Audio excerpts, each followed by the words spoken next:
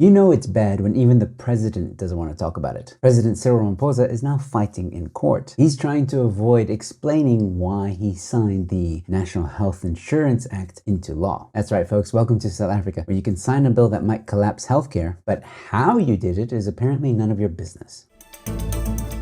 Issues of vibrators to make sure that we leave no unturned and stone.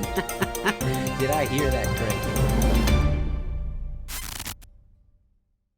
This is Newsflash. I'm Joe Emilio. Welcome, ladies and gentlemen. And in today's episode, Cyril is appealing to remain suspicious. Before I get into our story today, I have decided to release episodes, or at least Newsflash episodes, everywhere. So whether you're watching on X, Facebook, Instagram, YouTube, or TikTok, please like the video and share it far and wide. And for those of you that watch YouTube regularly, don't worry. On YouTube, there will be exclusive content of Newsflash that can only be viewed on YouTube, and even more exclusive content if you're a member on my YouTube channel. Which reminds me, you want to support the work I do, please head over to YouTube, give me a subscribe on there, and also consider becoming a member. It goes a long way to supporting me and helping me to produce this content. Okay, now that announcement's out of the way, let's talk about today's story. Two healthcare groups, the Board of Healthcare Funders and the South African Private Practitioners Forum, took Ramaphosa to court, arguing that the NHI Act is unconstitutional due to procedural flaws and lack of proper public consultation. Well, some good news. The North Gauteng High Court agreed to hear the case and, plot twist, ordered the president to hand over all records related to this decision. Essentially, the court told him, "You want universal healthcare? Great!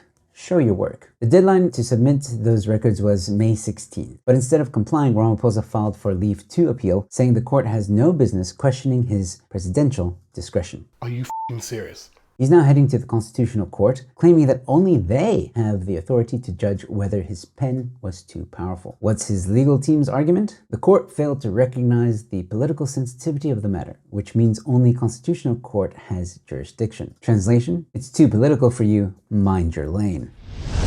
Okay, I just want to interrupt for one quick second because I have an important announcement. I've been nominated as a finalist in the Free SA Young Leaders Awards under the media category. If you've been enjoying what I'm doing here on Newsflash, then please do me a solid. Go vote for me. Just click the first link in the description or the pinned comment. Every vote helps. Let's make this happen.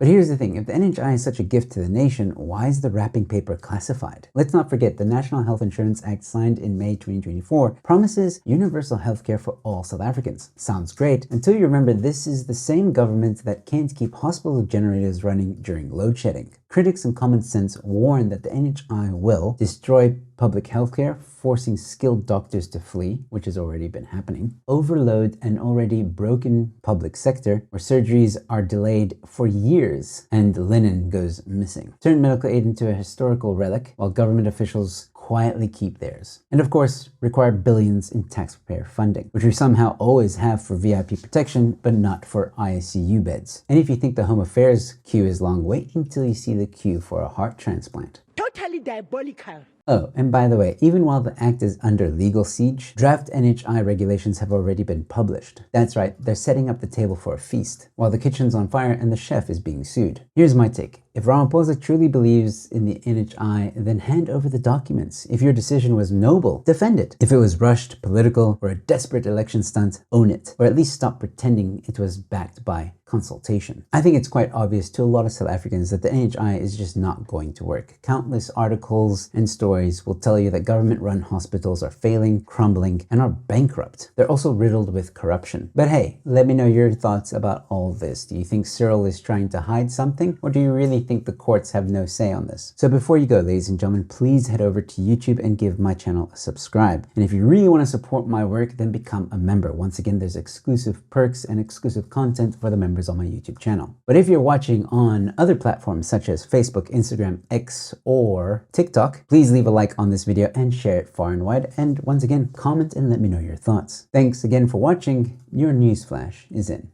I built this invention that randomly orders you a meal at McDonald's when you push this button. Here we go. How can I help you? Hi, how are you? Can I please get a spicy McCrispy?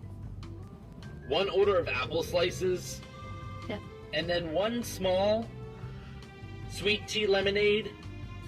I'll also take a hot fudge sundae. And I built this because I thought I should have my own signature unnecessary meal. I started out the process by taking the entire McDonald's menu and recording each individual menu item as its own MP3 file and organizing them into their own folders. And that way I could save them onto an SD card and load it into this little microprocessor, and with a little bit of code, it was going to be able to randomize all of those different items. I then did a little bit of research on iconic McDonald's imagery, and I landed on a Happy Meal box as the design. With that in mind, I created a 3D model of my own little Happy Meal box that would fit all of the different electronics inside while still keeping the original imagery intact. Since I was happy with the design, it was time to 3D print all of the different pieces together so that once I had them all finished, it was time to start assembling it. I got the little button set up in the top and the speaker inside here. I got all the accessories glued into the places that they needed to be and got the microprocessor installed as well as soldered the button to that. And before I knew it, the McRandomizer was fully complete just in time for lunch. So the only thing left to do was hop into my car, get to the McDonald's drive-thru, stick this thing out the window. Hello, can I please order a